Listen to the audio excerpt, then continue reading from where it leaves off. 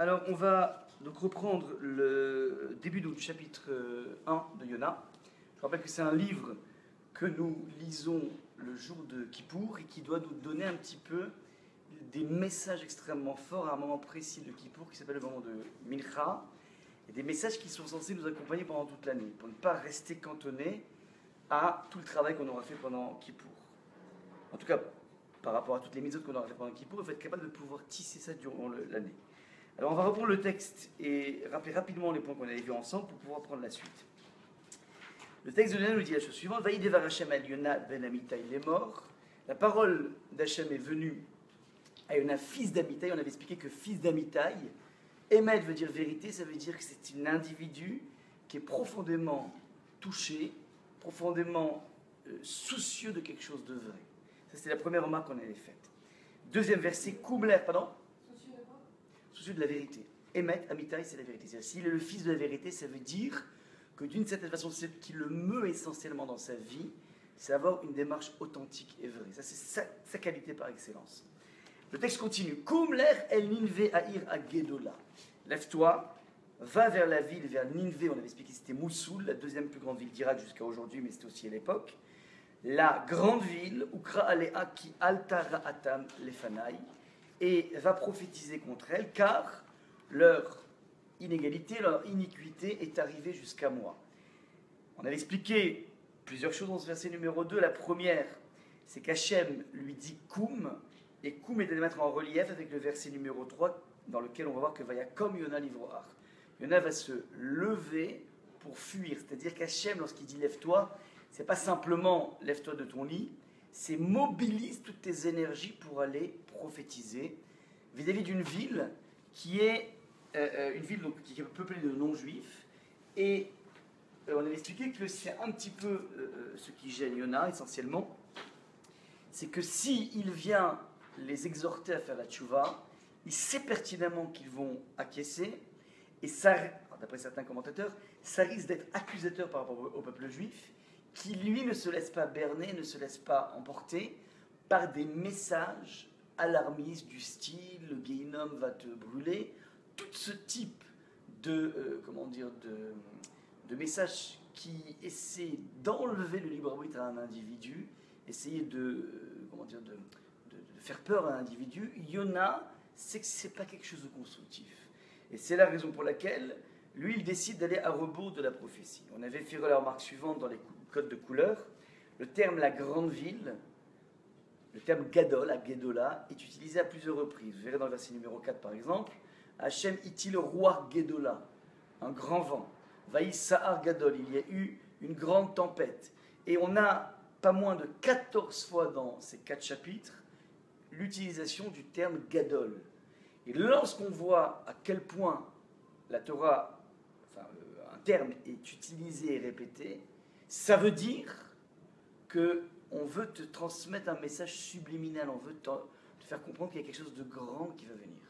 C'est comme si vous répétez plein de fois le même mot, ça veut dire que vous voulez insister là-dessus. Vous voulez que la personne entende quelque chose qu'elle doit entendre. Donc si je vois dans le texte de Yona, répéter à tellement de reprises la terminologie Gadol, c'est quelque chose de grand qui doit accoucher ici. C'était au niveau donc de la remarque par rapport à Gadol. Je relis donc le verset numéro 3. Donc on avait vu au niveau géographique, Moussoul c'est en Irak, donc c'est à l'est d'Israël. Et voilà que verset numéro 3, Yona, où il se situe, il y a comme Yona livroir Tarshisha. Yona se leva pour aller fuir vers Tarshish. On a expliqué c'est quoi Tarshish? Qui se rappelle? C'est en Afrique. Donc c'est aux antipodes, c'est complètement l'opposé.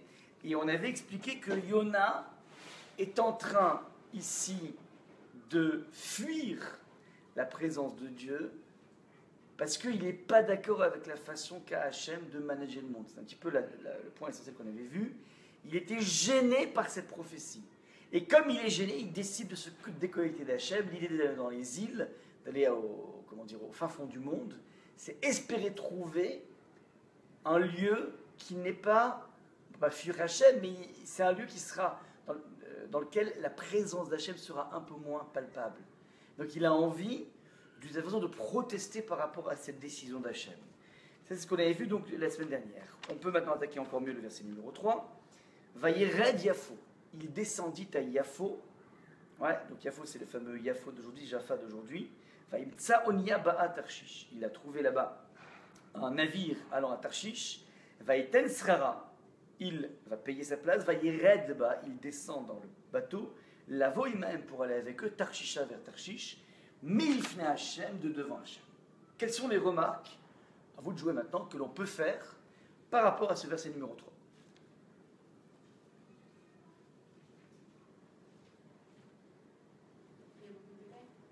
Il y a plein de détails, et évidemment, les détails ne sont jamais superflus, il faudra les explorer. Très bien. Ensuite, alors vas-y, par exemple. Qu'est-ce qui pourrait être important, qui est du domaine du détail? Il a payé sa place, très juste, c'est évident. A priori, ce n'est pas une racaille qui va sauter le portique du métro. Ouais, donc, a priori, c'est en trop. Il faudra comprendre pourquoi. Très bien. Ensuite. Alors, devant l'éternel, c'est vrai que c'est en trop, évidemment. Tout le monde est devant l'éternel, il n'a pas dit ça. Donc, que veut dire devant l'éternel? Très juste. Deux très bonnes questions. Ça commence bien, ça commence fort là. Il a trouvé un maison, directement à Tarsis. Alors, qu'est-ce qui est gênant là-dedans? Il a trouvé directement. Alors, ouais, effectivement, ça veut dire que c'est bizarre. C'est-à-dire, C'est un petit port. voilà, on a expliqué la semaine dernière que Yafo est un petit port comme aujourd'hui, d'ailleurs, ce n'est pas un port majeur. Les grands ports en Israël, c'est Haïfa. Ouais. Donc, a priori, arriver dans un petit port de plaisance et trouver immédiatement un navire qui va en Afrique, c'est du jamais vu. Je vais donner l'exemple, par exemple, si tu vas à l'aéroport de Beauvais, au moment où tu arrives, comme par hasard, il y a exactement ce que tu cherchais, un aller simple pour Melbourne, en Australie. Ça ne se fait pas. Tu peux avoir ça maximum à Charles de Gaulle ou à JFK, ouais, mais, ou à Heathrow, à Londres, mais pas à Beauvais. Donc si il a comme ça d'un coup un navire qui va vers l'Afrique, qu'est-ce qu'il déduit? Pas qu'il doit, en tout cas, il ne doit pas y aller parce qu'Hachem ne veut pas. Mais en tout cas, Hachem l'aide. Hachem est en train de l'aider dans sa démarche de rébellion. Il sent ici qu'il a ce qu'on appelle le vent en poupe, c'est-à-dire il est aidé par Hachem. Ouais. Donc ça c'est et c'est là qu'arrive le paradoxe, c'est qu'il s'est levé pour fuir, mais il est fini Hachem. C'est-à-dire qu'on peut dans sa vie s'ingénier, mettre beaucoup d'intelligence à essayer de prendre une distance avec Hachem, mais que tu le veuilles ou pas, tu seras toujours condamné à lui. Si vous voulez, la tension du verset, il s'en va pour fuir, mais il restera toujours dans la main du Créateur. Ça, c'est donc pour rendre compte de ta question. Maintenant, qu'est-ce que vous remarquez encore? Donc ça, on a rendu compte de Vayered Yafo, Yemtsa Onia, il a trouvé. Metsia, c'est une trouvaille, c'est quelque chose qui, waouh, Minashamaim, d'un coup je le trouve. Ouais. Ensuite, qu'est-ce qu'on peut remarquer? Il y a 2 fois le mot descendu. Très bien. Donc, j'ai fait exprès de mettre des codes de couleur en rose fuchsia pour que ça saute aux yeux. Ouais, parce que sinon on ne se rend pas compte. Vayered Yafo, il est descendu à Yafo. Donc là, descendre à Yafo, c'est normal. Quand tu es dans le nord, on dit que tu descends vers le sud. C'est pas gênant. En revanche, Vaïten Srara, Vayered Ba, il descend. C'est en trop. Descendre, c'est en trop. C'est évident qu'il va descendre dans le bateau, il va monter. Donc on aurait pu imaginer qu'on l'enlève. Ça, c'est donc la première question. D'ailleurs, puisqu'on est dans la filiation, on va voir que regardez les codes de couleur, dans le verset numéro 5, on va revoir l'expression Vayered. Regardez. Vayiwa Melachim, les matelots ont eu peur, Vaïzakou, parce qu'il y a eu un énorme mistral, une énorme tempête. Vaïzakou, Ish Elolav, chacun va crier vers son Dieu. Vayatilou, et à Kelim Asher Baonia. Ils vont jeter tous les ustensiles qui se trouvaient dans l'embarcation, parce que, comme on dit, ils sentent que ça va ils veulent alléger le bateau. Les Akel Malem, pour les alléger. Veyona Yarad El Yarkete Asfina Vaishka Vayeradem. Et Yona, lui, descendit dans les cales du bateau, donc dans le sous-sol du bateau. Va Yishkav, il s'y met à dormir, Vayeradem, et il s'est endormi. Donc on a ici, en l'espace de 2 versets, 4 fois le terme la redette qui est utilisé. Pas forcément dans le même sens, ça veut dire à chaque fois c'est descendre. Et le dernier qui veut dire Vayeradem, endormi. Parce que la racine, c'est pas la redette, c'est nirdam, c'est comment dire, l'iradem, ça veut dire c'est s'endormir, mais qui est qui est bizarrement composé des mêmes termes que descendre. C'est-à-dire que le sommeil est aussi vu sous la forme d'une descente. Donc il faut évidemment, quand on voit un mot qui se répète tellement, alors que la Torah pourrait utiliser des nuances, c'est qu'elle veut te faire comprendre que les choses sont liées. Ouais. La différence entre ça, à Mavdil bien sûr, et un texte de Balzac ou de Stendhal ou je ne sais qui, c'est que eux, ils vont utiliser une gamme de vocabulaire colossale pour te décrire la même chose, avec des nuances, avec des choses. Il n'y aurait jamais eu dans la main d'un maître de la littérature une telle répétition. Il aurait dit, il est monté dans le bateau, il s'est engouffré dans les cales. On aurait utilisé donc toute une gamme de termes pour ne pas dire il est descendu, descendu, descendu. Tu dis descendu, descendu, descendu, c'est horrible, c'est pas du français. Donc là, si je vois que la Torah insiste à ce point sur ces répétitions, c'est qu'en fait elle veut te transmettre une idée. Quelle est la première idée auquel on pense? On a 4 expressions de descente. Qu'est-ce qu'on peut dire à votre avis?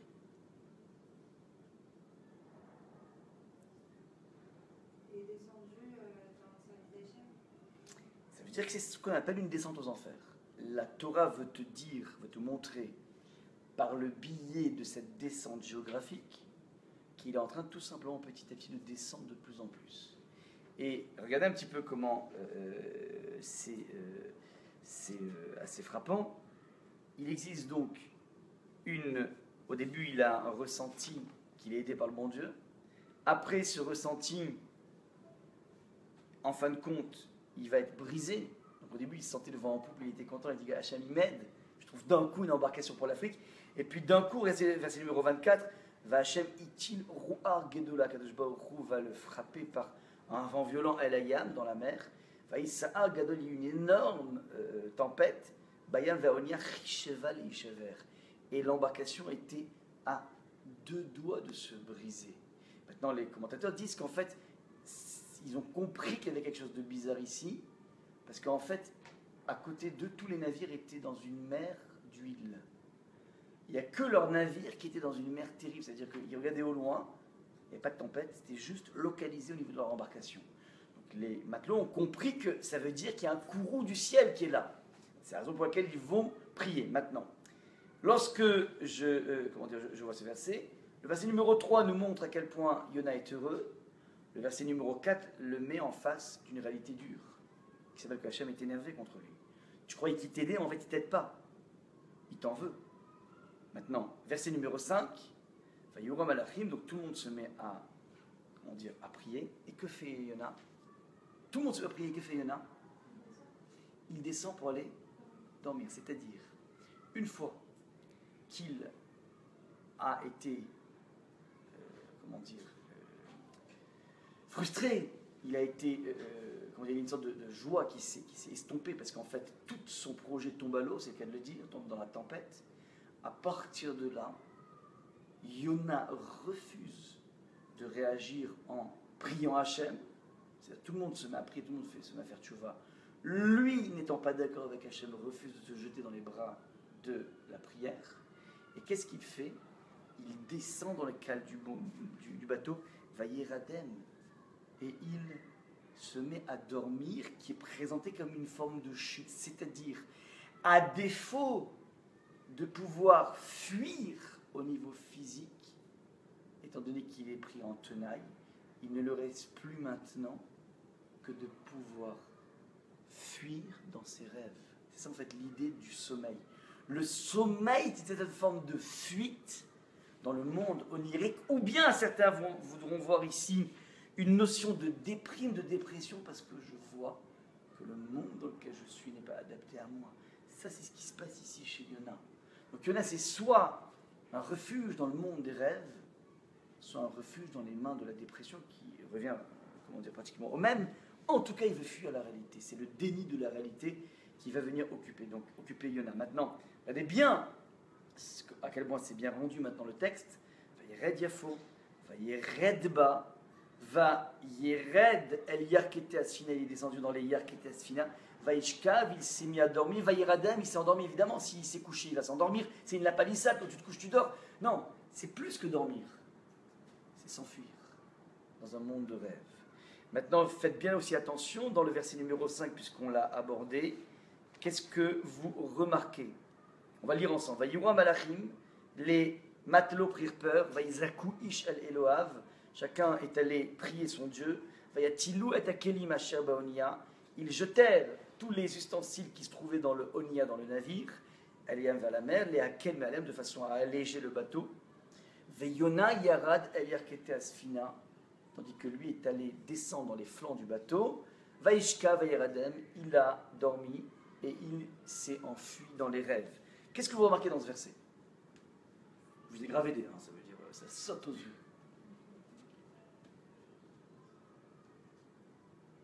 Quelle est la remarque à faire ici?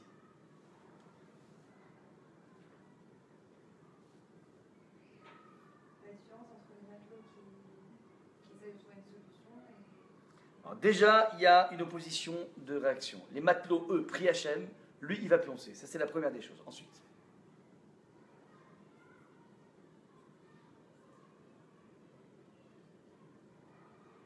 une première remarque, je vous la donne. Le bateau s'appelle comment en hébreu? Il est marqué en caractère gras. Onia. Onia, c'est un bateau. Et comment il est aussi marqué? Asfina. Il y a deux termes pour la même embarcation. Tu as un navire, il prend tantôt le nom de Onia, tantôt le nom de Sfina. Pourquoi il change de nom? Réponse, parce que Sfina rappelle l'idée de Tsafoun. Tsafoun, c'est le monde de la conscience. Ça veut dire qu'au début, il était dans une embarcation qui s'appelle Onia. Et Onia vient de la racine, et là on rentre un petit peu dans la Kabbalah du Rav Rabbi Moshe Chaim Luzzatto. Onia vient du terme, c'est quoi la racine de Onia? C'est Ani, c'est je, mon existence. Maintenant, il était dans une réflexion existentielle qui l'amène dans le monde à Sfina, vient de la même onomatopée, si vous voulez, que Tsafoun. Vous vous rappelez Tsafoun Barer dans la Haggadah? Tsafoun, c'est la partie qu'on va camoufler. C'est le monde de l'invisible. C'est le monde totalement camouflé. Yona est en train de passer d'une crise d'existence à une crise, comment dire, qui l'amène à se réfugier dans le monde de l'inconscience.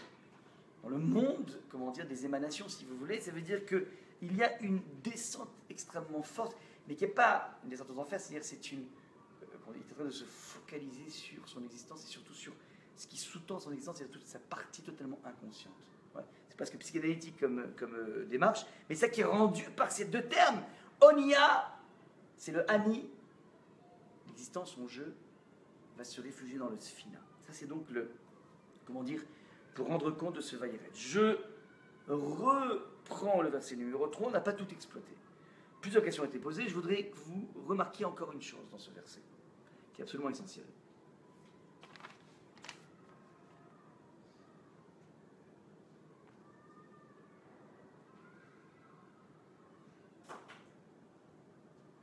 Avec eux.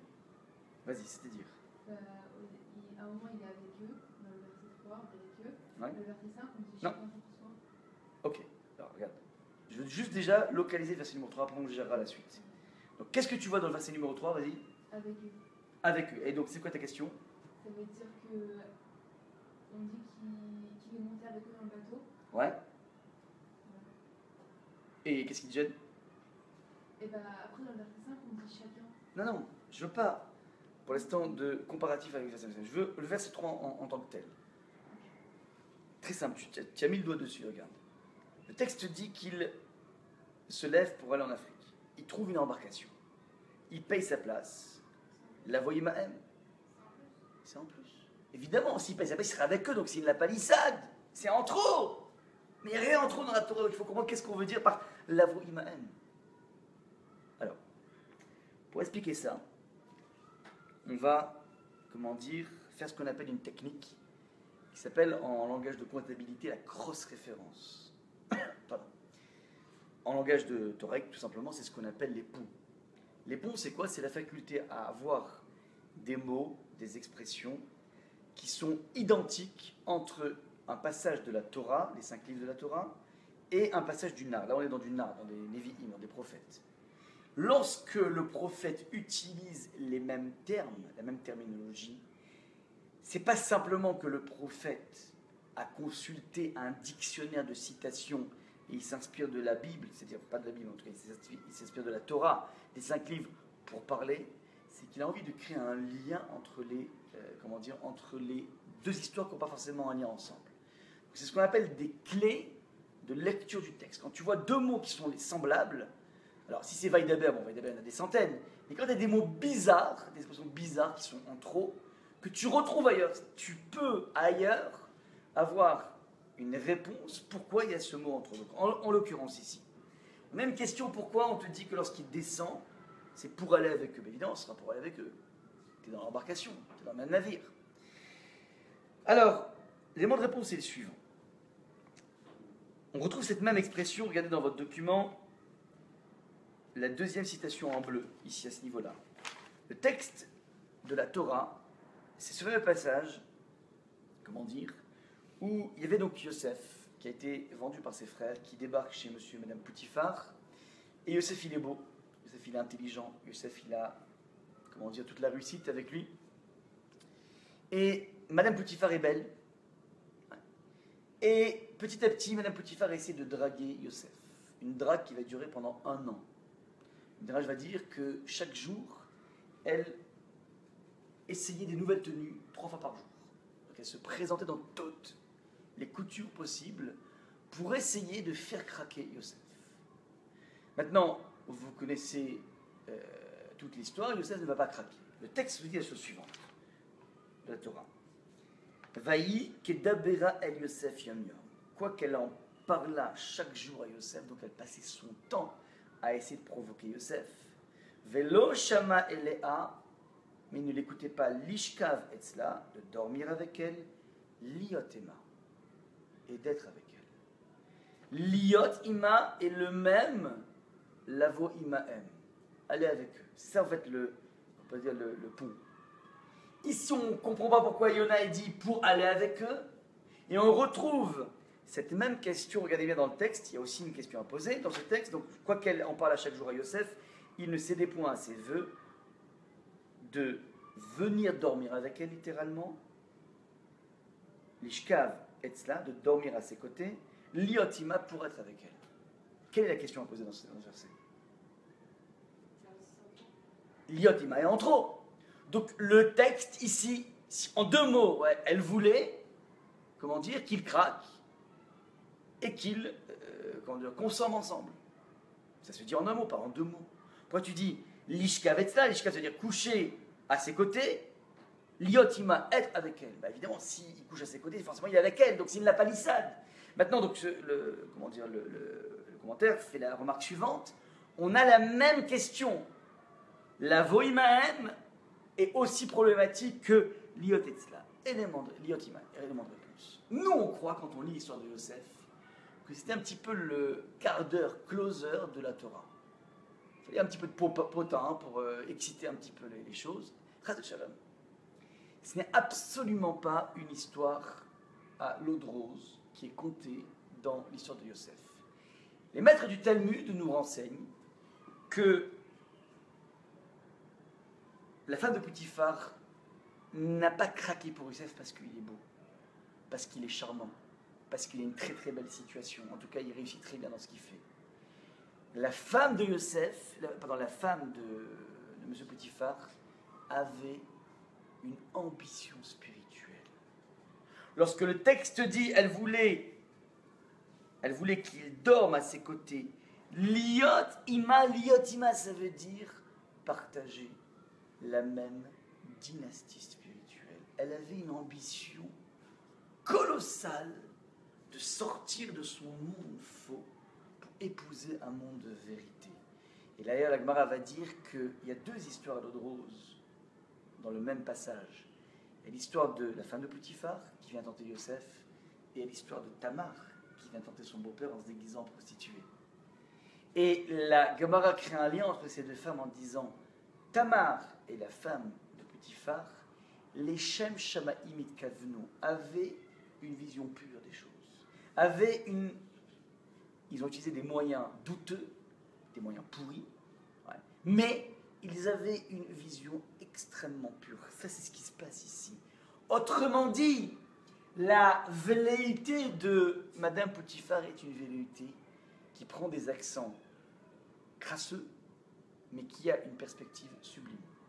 C'est ce qui se passe ici. Donc, lorsque j'ai ce résultat, et d'ailleurs, elle ne se trompait pas tellement dans cette vision qu'elle avait de l'avenir, d'un avenir spirituel avec Yosef, puisque finalement, c'est sa fille adoptive, Osnat Bat Potiphera, qui va se marier avec Yosef.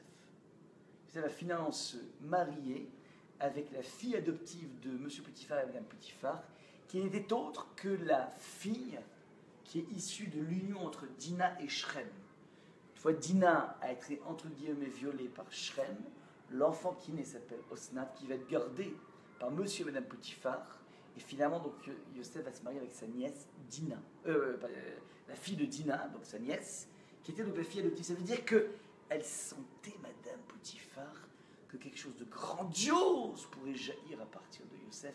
Elle a voulu s'accrocher à ce destin magnifique. Si je dis que c'est ça le pshat, c'est ça le sens chez Yosef, alors ça veut dire quoi?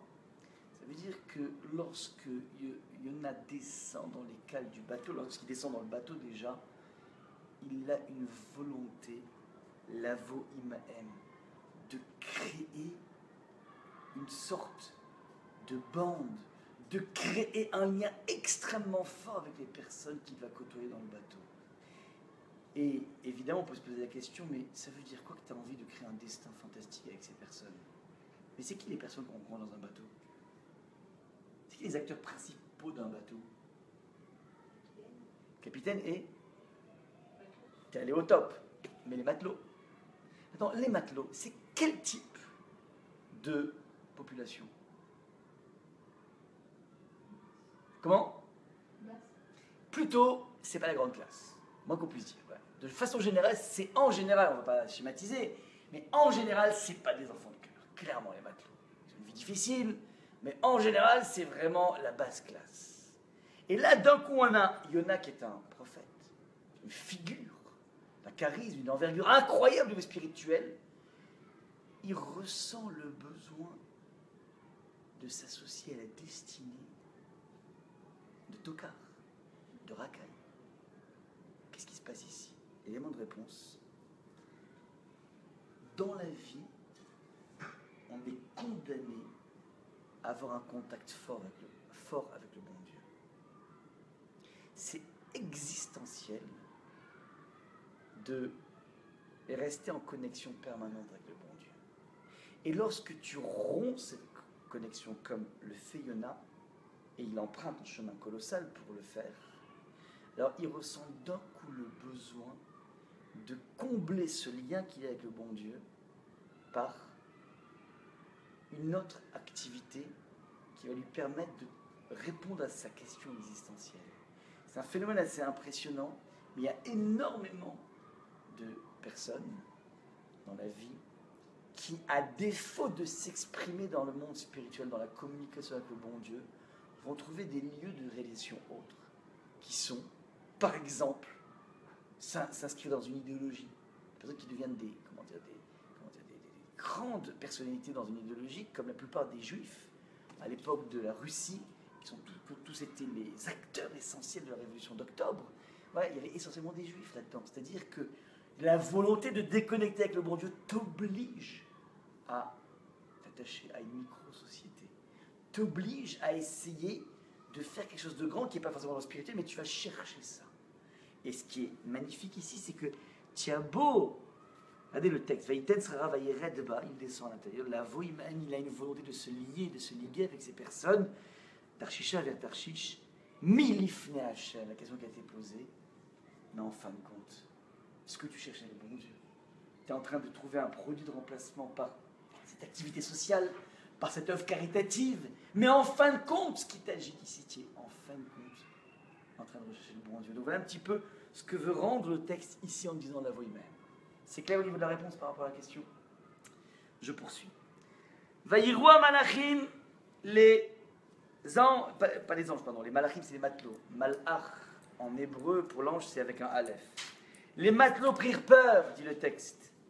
Vaïzaku ish el Elokav. Chacun va prier son Dieu. Qu'est-ce que vous pouvez poser comme question ici?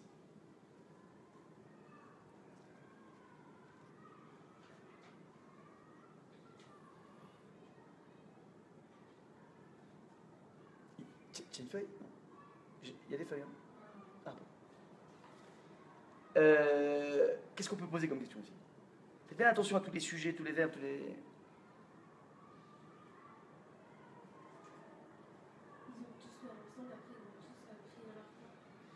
Alors, pas mal. Il y a un passage du public, enfin du collectif, voilà, singulier, très juste. Ensuite.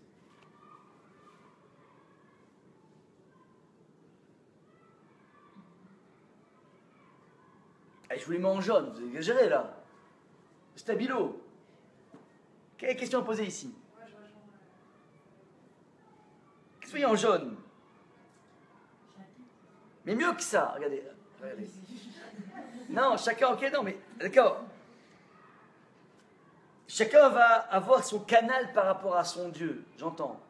Mais regardez, très simple, beaucoup plus simple que ça, beaucoup moins élaboré.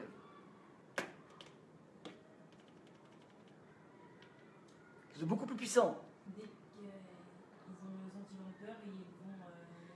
Alors c'est vrai, Ils reviennent vers. c'est vrai, très bien, mais mieux que ça, regardez, on les appelle au début des matelots, et après ils s'appellent Ish. C'est pas chacun, c'est Ish. Donc, les matelots prirent peur, et les hommes crièrent vers Hachem. Il fallait dire les matelots crièrent vers Hachem, ou bien il fallait dire. Ou bien il fallait même pas mettre Ish, il fallait mettre Vaïrou à Malachim. Les Malachim, les matelots ont eu peur, Vaïzako et Elohav. Et chacun a prié son Dieu. Ils ont prié leur Dieu. Pourquoi tu rajoutes Ish? Pourquoi tu rajoutes Ish? L'élément de réponse, c'est la bombe de la journée. Yona est un homme vrai. Yona est un individu qui n'est pas d'accord avec la façon dont Hachem a de mener le monde. C'est pas un rigolo, mais là, c'est une grande stature. Il est en pleine rébellion par rapport à Hachem. Et voilà que dans sa rébellion, il enrôle avec lui des personnes qui vont passer du stade de malach, c'est-à-dire un matelot, c'est-à-dire les gens de basse classe, à un statut de ish. Sans s'en rendre compte, ces personnes sont en train d'opérer une tchouva par contact avec un homme vrai. Et le paradoxe, c'est que cet homme est en train de fuir le bon Dieu. Yona sécrète autour de lui un mouvement de tchouva, alors que lui-même va à rebours d'Akadosh Baruch Hu. Ça, c'est ce que nous met en exergue le texte, et c'est la raison pour laquelle, on va dans la suite du texte, que ces malachim se comportent de façon incroyable au niveau noblesse. Ils vont d'un coup prendre la mesure de ce qui s'appelle être un grand homme. Et lorsque tu es aux côtés d'un grand homme ou d'une grande femme, au niveau moral, ça t'oblige à grandir. C'est ça qui se passe. Une des grandes façons de faire tchouva dans la vie, c'est de côtoyer des grandes personnes. Parce que tu ne vas pas rester insensible. Les personnes qui ont eu la chance en France de côtoyer à Freikin, par exemple, ne peuvent pas rester insensibles à un géant pareil. Les personnes qui ont eu la chance de pouvoir côtoyer des... C'est-à-dire que tu vois un petit peu jusqu'à où peut aller un individu. On peut côtoyer dans des livres aussi, mais avoir parler quelques minutes, avoir observé, ça te montre un petit peu jusqu'à où peut aller un individu. Au même titre que si on voit une personne dans sa plus grande dépravation, ça nous dégoûte, mais ça ne nous hisse pas. Parce qu'on a été choqués par la façon dont une personne peut tout simplement se rentrer en déliquescence. Mais ça ne va pas te hisser. Ça va juste t'éloigner des bêtises. Mais là, quand tu vois quelqu'un de grand, tu dis waouh, ça peut aller jusque-là. Une femme peut aller jusqu'à ce niveau. Donc, là, ce qui se passe ici, c'est que ces malachim vont agir en hommes. Parce qu'ils ont été imbibés par Yona, qui est en train de fuir Akadosh Baruch Hu. Évidemment, donc, ce verset numéro 5, il est central, puisqu'on a deux réactions totalement opposées, diamétralement opposées. Il y a les réactions des malachim qui, dès que ça commence à être une tempête, lorsqu'il y a une sensation de danger, alors il se réfugie vers Hachem, et Yona refuse cette technique. Il refuse cette dimension superficielle de dire coucou à Hachem quand ça va mal. Quelque chose de pas vrai là-dedans. Il y a quelque chose de trop utilitariste. Et donc Yona est jusqu'au bout dans la vérité. Qu'est-ce qu'il fait? Il va se réfugier dans les cales du bateau. Et dans son refuge, c'est là qu'il va amener, sans le faire exprès, de par sa personnalité, de par son charisme, il va enrôler les personnes dans un moment de tchouva. Ces malachim vont tout faire pour enrayer le courroux d'Hachem. Ils se mettent après, ils voient que ça ne marche pas. Deuxième phase, ils décident de dire on va nommer un maillon faible. Il y a peut-être parmi nous quelqu'un qui est une sorte d'esprit fort et qui gêne le bon Dieu. Et ce qui est extraordinaire, c'est qu'au lieu de désigner Yona qui était l'étranger de service, normalement des malachim, des matelots, on peut imaginer que c'est un groupe de copains. Donc si d'un coup ils se trouvent dans une embarcation, il y a un problème, on se dit bon, ben, c'est pas grave, il y en a un à jeter, c'est pas nous, c'est l'étranger. Ils vont organiser un tirage au sort pour justement éviter de désigner directement Yona. Et lorsque le tirage au sort, contre toute attente, tombe sur Yona, que vont faire les matelots vont tout faire pour préserver Yona. Ils vont s'attacher à Yona par simple contact avec la spiritualité. Mince, pas de son.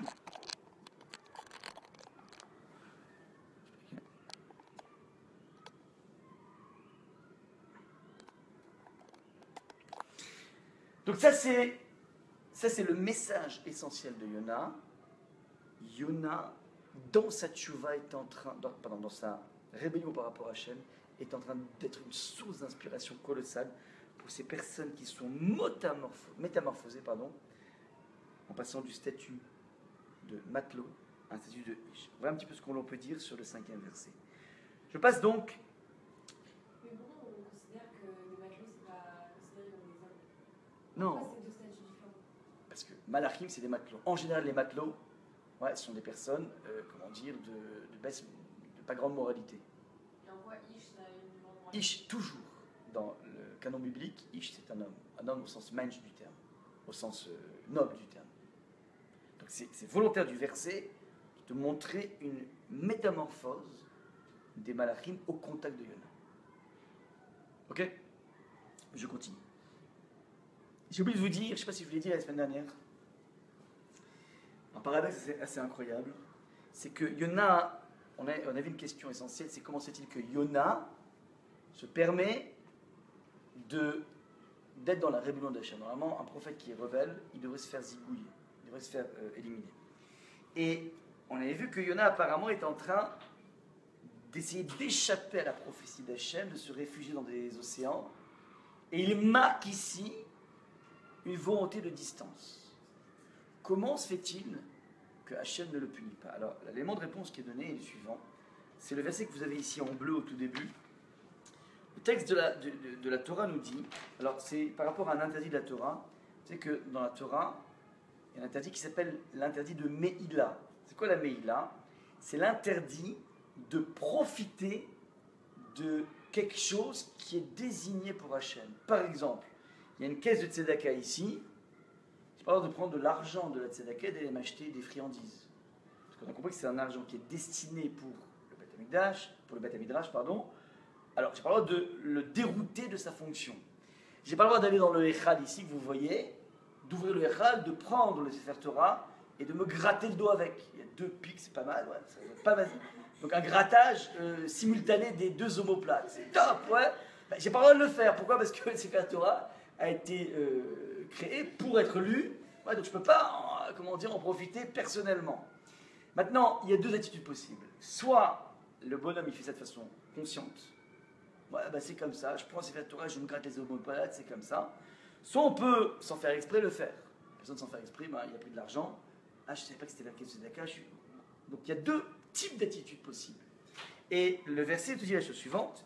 Nefesh, si quelqu'un qui timol ma'al commet une faute grave en détournant par mégarde, donc de façon sans faire exprès, mikot chez Hachem, parmi les choses qui sont désignées pour Hachem, ve'evi et Hachamol Hachem, donc il y aura un korban, il offrira ce délit au Seigneur, un bélier sans défaut, choisi dans le bétail, valant en argent 2 cycles, et au poids du sanctuaire comme offrande bélitie. Bref, Il y a un devoir dans la Torah, de amener un korban lorsque par inadvertance, on a utilisé quelque chose qui n'était pas à nous, enfin en tout cas, qui pas à nous, c'est pas grave, mais qui était destiné pour Hachem.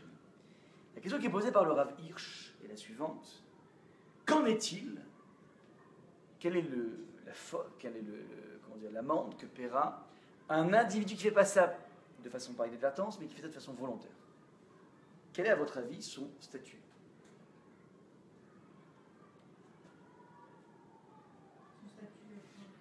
Qu'est-ce qu'il va faire? C'est-à-dire, si je dis que lorsqu'il est shogeg par inadvertance, il est censé amener un korban, un sacrifice, qu'en est-il si cet individu fait les choses de façon volontaire? Non, il n'y a pas de korban. La question est qu'est-ce qu'il doit faire? Il n'y a pas de korban. Qu'est-ce que la Torah a prévu comme édifice? Alors, on pourrait penser tuer, et Ravi, je dis justement, il n'y a rien. Si tu fais ça de façon volontaire, il n'y a rien. Si tu fais ça par inadvertance, tu payes. Si tu fais ça de façon volontaire, tu ne payes pas. Comment c'est possible? Complètement incroyable comme système. Réponse. Le Rav Hirsch dit la chose suivante. Je vais vous donner ça par une image. Vous savez qu'il y avait une grande différence d'opinion dans le monde ashkénaze entre ce qui s'appelle les chassidim et les mitnagdim.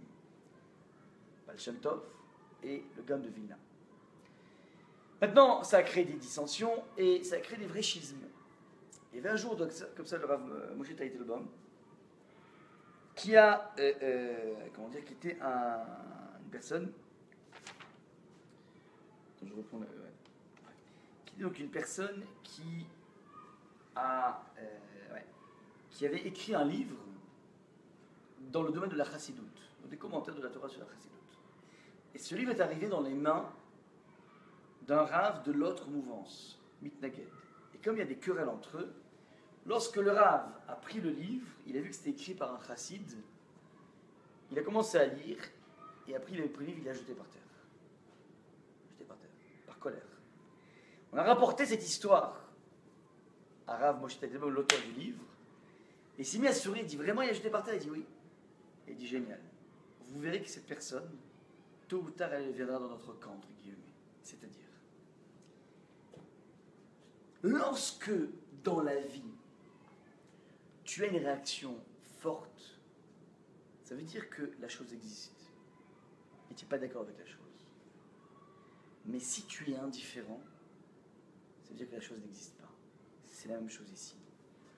Tu ne peux pas venir et tu prends le Sefer Torah, tu te grattes. Ah, j'ai même pas fait attention. C'est un truc info, j'ai même pas fait attention. Si tu es capable de dire j'ai même pas fait attention, c'est que tu vis dans une totale déconnexion de la présence de la Kedusha.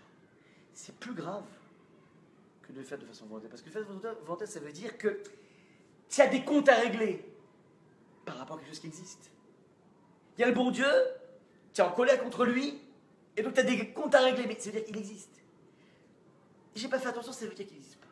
Donc il y a beaucoup plus de négation de la spiritualité dans un acte par inadvertance que dans un acte de façon volontaire. C'est ça qui se passe ici. Et comment dire, c'est ça qui se passe avec Yona. Yona, c'est mieux sa révolte, parce qu'au moins Hachem existe. Et il y a un dialogue qui se met en place, que l'indifférence. C'est la réponse. Parce qu'il garde le lien avec Hachem dans cette révolte. C'est mieux que l'indifférence. C'est mieux que faire semblant que je ne t'ai pas écouté. J'ai compris Hachem ce que tu me demandes. Il aurait pu faire comme s'il n'a pas entendu. Non, j'ai entendu et je ne suis pas d'accord. C'est exactement ce qui se passe ici pour Yona. Comment? Alors, ça dépend à quel âge. Un jeune, c'est la provocation. Yona, c'est un grand maître. Ça s'appelle un débat. Maintenant, c'est un des points qui vont faire faire tchouva aux malachim. Parce que le monde de l'idolâtrie est un monde qui est figé. C'est-à-dire qu'il n'y a pas de négoce avec le bon Dieu. Les choses sont figées. Il y a un Dieu pour l'amour, un Dieu pour la pêche, un Dieu pour ci, mais les choses sont figées, il y a des lois qui sont comme ça. Rencontrer une religion qui n'est pas étouffée par le poids de Dieu, une religion dans laquelle tu peux, oui, parler avec Hachem de façon sincère, ça déroute les marins. Et c'est ça qui leur fait faire tchouva. Ils n'arrivent pas à comprendre comment ça fonctionne. Ça, c'est donc le point ici, au niveau donc de Yona. Verset numéro 6. Vayikrav elav Rav Achovel. Le capitaine, comme tu disais, s'approche de Yona qui était en train de dormir tranquillement. Vayomer lo ma lecha nirdam. Qu'est-ce que tu fais à pioncer?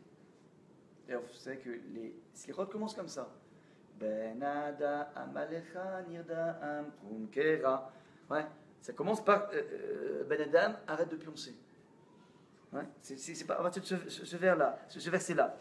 Kum kera el elokecha ulai ita'achet a Elokim lanu velo noved. Regardez comment c'est magnifique. Lève-toi. Kra el elokra. Appelle ton Dieu. Peut-être Hachem va s'ingénier pour nous et on ne sera pas perdu. Il y a ici un point absolument essentiel. Donc, lui, le capitaine, demande, va intercéder auprès d'Hachem. Et le gros souci qu'on a ici, c'est qu'il dit oulaï, peut-être que Hachem va intercéder. Vous voyez le problème ou pas?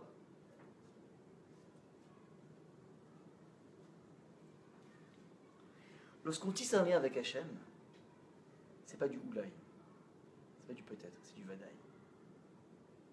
C'est du vadaï. Si vadaï c'est du sûr. Le problème dans ce verset, c'est le oulaï. Dans la formulation du marin, on sent qu'il ne croit pas en Dieu. Parce que si tu crois en Dieu jusqu'au bout, et tu assimiles ce courroux à un courroux du bon Dieu, il suffit de te tenir à carreau pour que ça marche. La Torah, c'est pas oulaï, c'est vadaï, c'est du sûr. Par le biais de l'utilisation du oulaï, jaillit ici toute la problématique de l'enracinement dans la Torah. Dans le bon sens du terme, c'est-à-dire que lorsque tu avances avec Hachem, je n'ai pas dit que tout réussira, mais tu es tranquille qu'il te surveille et il s'occupe de toi. Et quoi qu'il arrive, à dire le bitachon, ça a été voulu par Hachem. Je n'ai pas dit que Yetov, tout ira bien, pas du tout. Je dis que quoi qu'il arrive, les choses seront exactement telles la volonté d'Hachem, donc je ne vais pas me faire du souci. Parce que je sais qu'il veut mon bien. Lorsque tu dis oulaï, peut-être, ça veut dire que tu doutes du bon Dieu. C'est en fait le hiatus essentiel entre la posture de Yona au niveau Imuna et la posture des mamans. Ça, c'est ce qui se passe dans le verset numéro 6. Et verset numéro 7. Vayomeru. Et on finira sur le verset numéro 7. Vayomeru ish al re'eu. Chacun dit à son ami. Regardez, c'est magnifique. On est passé de Malachim. Ish al re'eu. Re'eu, c'est son ami. Il n'y a pas simplement un accès à la noblesse, mais on se hisse dans le verset numéro 7 à Re'eu, une notion de Ra'aï, ça veut dire c'est des amis, ça veut dire il y a une fraternité qui se met en place. Et pas la fraternité d'une bande de voyous, la fraternité de plusieurs êtres humains. On va jeter les dés pour voir à cause de qui nous avons une telle courroux. Il y a Pilou Goralot, Vaïpol, Agoral, Aliona. Ils jetèrent les dés et ça tomba sur Yona. Donc voilà un petit peu la dernière chose. Donc, dernier verset sur lequel je voulais m'arrêter, on fera la suite la prochaine de Hachem. L'attitude des marins est exemplaire, c'est-à-dire qu'ils refusent de stigmatiser l'étranger en disant c'est lui le problème. Ils laissent dans les mains de la Providence le choix de voir qui est le maillon faible. Et, le maillon va tomber sur Yona, je vous le dis dans la suite, ils vont tout faire pour ne pas jeter Yona. Ils vont commencer d'abord par le prendre par les mains, lui faire tremper juste les orteils. Et à peine tremper les orteils, d'un coup, la mer se calme un tout petit peu. Trempe les pieds, encore plus. Les genoux, encore plus. Le bassin, encore plus. Puis il remonte et la mer se remet à se déchirer. Ils comprennent qu'il y a un lien direct entre la présence de Yona dans le bateau et la tempête, mais ils font tout pour ne pas s'en débarrasser, à tel point qu'ils vont même essayer de ramer pour essayer de partir ailleurs, pour éviter la tempête. Donc voilà un petit peu ce qu'on a vu aujourd'hui par rapport à l'attitude de Yona, qui ne veut pas craquer vers une sorte de tchouva artificielle, une tchouva amphétamine, une tchouva, fais attention, le machir arrive, donc bouge-toi, c'est du bluff. Et en nous disant que c'est du bluff, on est en train de nous dire, faites attention, nous à Mincha de Kippour, où on se sent tellement des anges, parce qu'on n'a pas mangé, on n'a pas bu, on ne s'est pas lavé, on a subi les 5 interdits de la Torah, on se sent un petit peu ange, on va dire, fais gaffe. N'oublie pas que ce n'est que de l'amphétamine. Ce n'est qu'une mise en situation, fondamentalement, ce n'est pas ça notre niveau.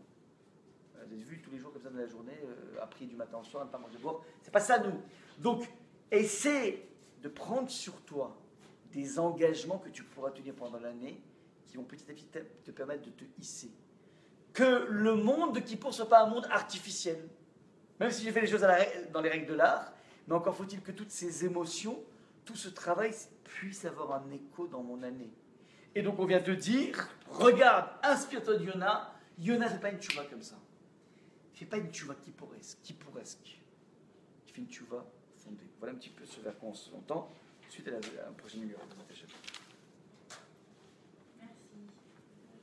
Et je souhaite Shabbat Shalom.